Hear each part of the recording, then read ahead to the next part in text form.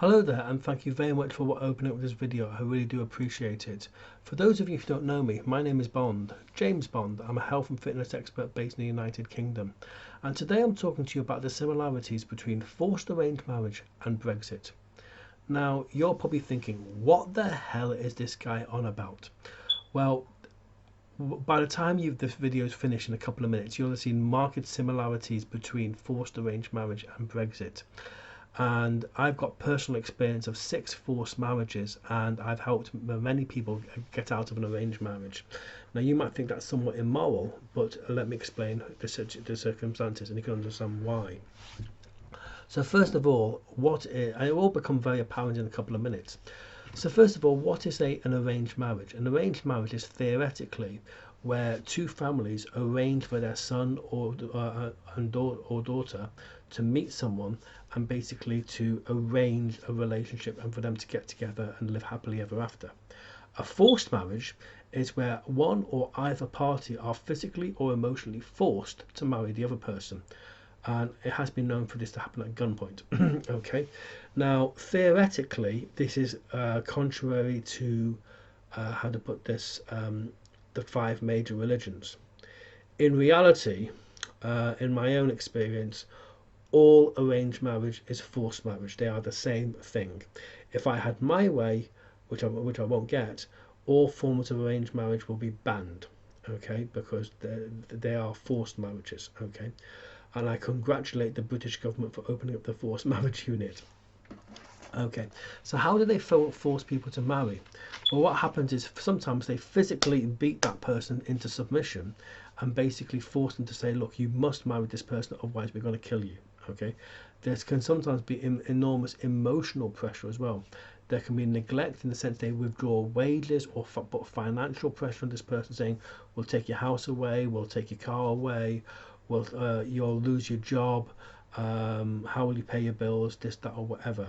And they can be sexual, but in the sense that I do know of several cases where young women have been told by their male relatives, you'll be repeatedly gang raped if you do not agree to marry this person. Okay, so and if by some miracle that person actually managed to get divorced, then basically the very oppressive community from which they come from will do their utmost to get in the way and stop the divorce taking place. The first reason is family honor. Family honor is someone who comes from an Asian background is the be all and end all. When I was a medical student, I did a survey among a whole load of Asian students, and I asked them one question: do you think your parents care more about other families than their own? And of all the respondents, every single one of them said yes. And it was a scale of 1 to 10, and some people wrote 100.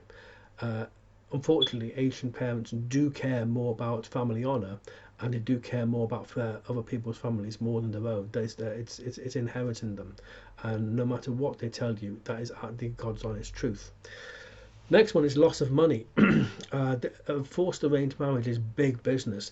You only have to go to India and Pakistan and you can just see how much money there is to be made in this sort of thing. Dowries are exchanged, and basically, how to put this, it's a ridiculous amount of money. I mean, I personally do know of one case where a young 6-year-old girl was due to have a forced arranged marriage to a man in his mid-50s who already had 3 wives and 20 kids, and the whole idea was to basically, because the marriage will be legal in that country, bring them across to the UK, the 3 wives, 20 kids, and the husband, and live off the state. There'll be a huge amount of money involved in this sort of thing. Okay, because in this particular case, the father will get a huge payment from the from the other side. Okay, so you know, it's money. Okay, and how to put this? So if the marriage breaks down, okay, there's a loss of money there.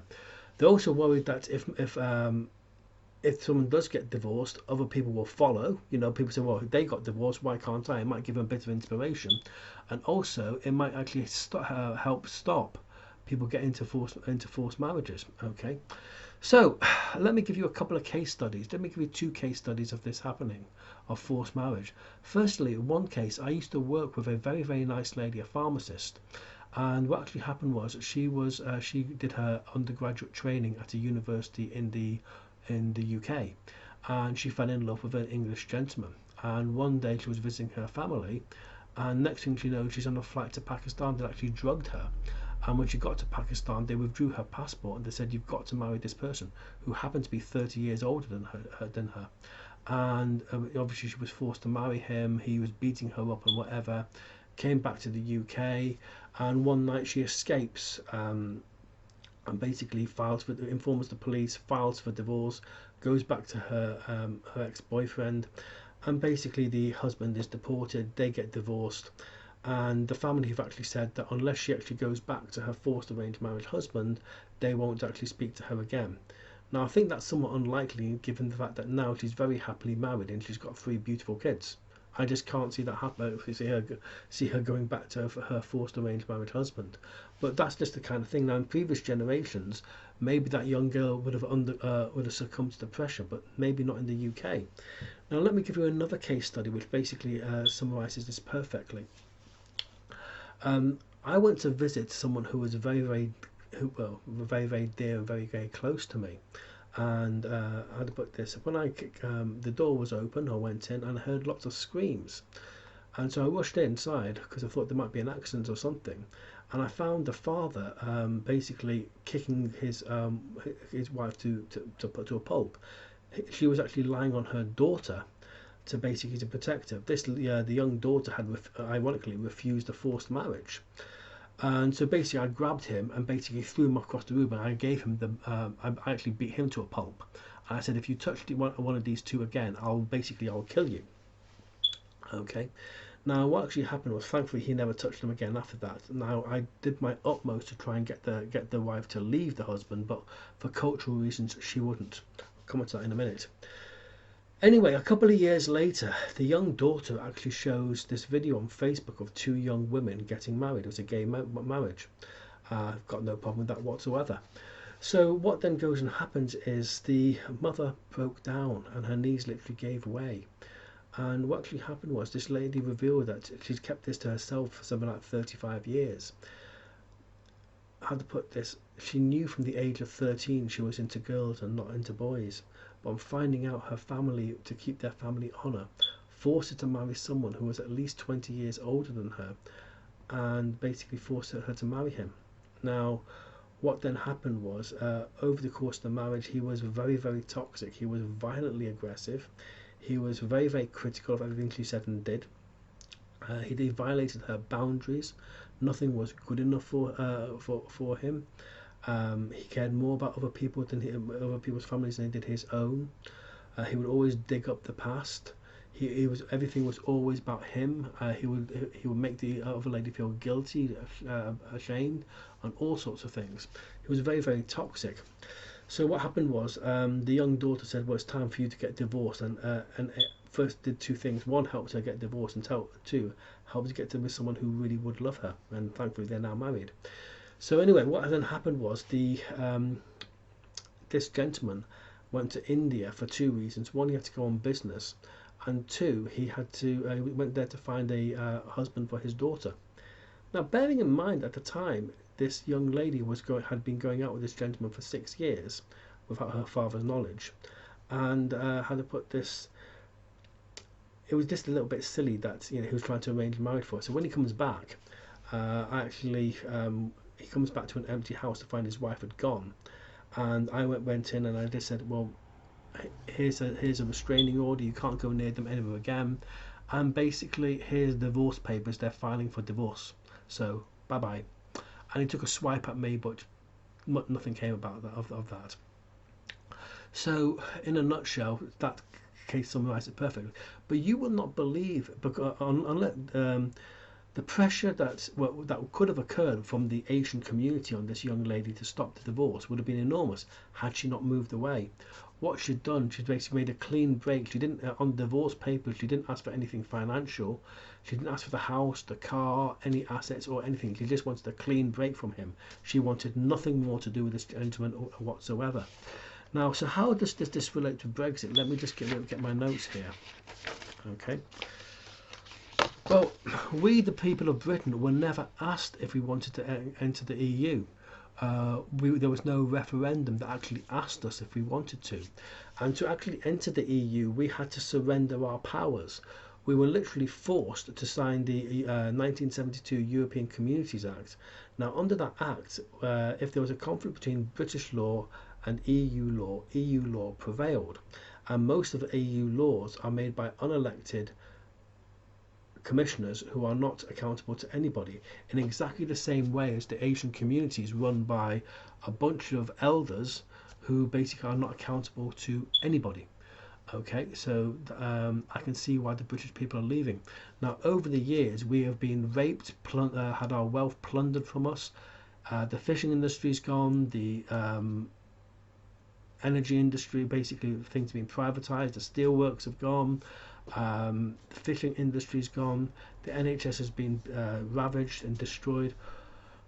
They've taken £50 million a day of us, and I said the four main reasons: we can't make our own laws, we can't secure our own borders, we can't be governed by our own democratically government, and we can't make we can't negotiate our own trade deals. Okay, so basically we've made a decision to leave.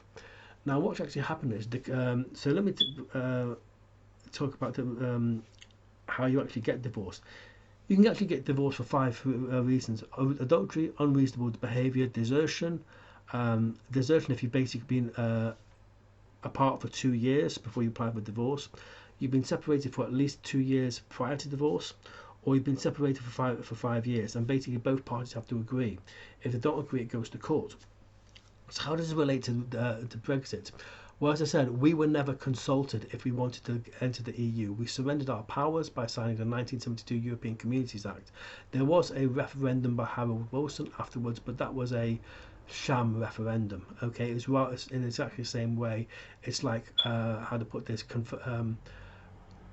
It's basically like renewing your wedding vows with basically under gunpoint. Okay, it was a sham referendum. So we've made a decision to leave, but the EU and the like have been doing their utmost to stop us from leaving for four reasons. First of all, honour, like family honour. When we leave, it's embarrassing for the rest of the world, showing the EU is not as great as it should be, because basically one party's left. Okay, money. They're going to be £50 million a day down, in exactly the same way as the arranged marriage thing. It might encourage other people to leave. Okay, so other people who've been forced arranged marriages might encourage them to leave, and it's going to do somewhat to stop to hinder recruitment. In the same way, it's going to help stop people from getting into forced arranged marriages, because there are European countries who are not in the EU, for example Russia, and it might help stop their recruitment. Okay, so as you can see, there's market similarities. And I remember once I attended a lecture from the former MP Tony Benn, and he actually said that if Britain ever tried to leave the EU, the politicians would go out of their way to stop this from happening, because believe it or not, at least 3/4 of an MP's salary comes from the EU. Is it any wonder they don't want us to leave? Okay, they get a whole lot of things from us. So as you can see, and in terms of proroguing Parliament, well, that's exactly the same thing. If you get divorced, it is good practice to get a restraining order against the other party, if appropriate, especially they're violently aggressive, to stop them coming anywhere near you. And once decree absolute has been granted, you get another permanent restraining order. Okay, now that's exactly the same thing. Boris Johnson's prorogue Parliament to stop this, and basically that violently aggressive partner, or basically the husband, or the family, basically you don't want them coming anywhere close to you. If you ever seen the Tina Turner movie called What's Love Got to Do with It, she gets divorced from her husband, and basically he comes a few years later trying to get back together and basically threatens her in exactly the same way. So basically you need a restraining order. Now the thing here is Boris Johnson prorogued Parliament because he wanted people well, it's very simple. He prorogued Parliament, in other words suspended parliamentary activities, for one simple reason. The current session of Parliament is under a Queen's speech written by Theresa May. Well, he's taken over, so he wants a new parliament under his own Queen's speech. So he basically suspended activities. He wanted to see the game out, as it were. So as you can see, there are marked similarities between, how to put this, Brexit and a forced arranged marriage. Now, what I'd like you to do, if you go back below, you can see some links. You can see the links to the written arguments there. Please click on them. Subscribe to my video blog. Subscribe to me on medium.com, and you can see there's some sound arguments between the similarities between Brexit and leaving the EU. Leaving the EU is the best thing the British people can do, and the sooner we're out of that horrible toxic club, the better. My name's Bond, James Bond, leaving shaken but not stirred. Bye bye.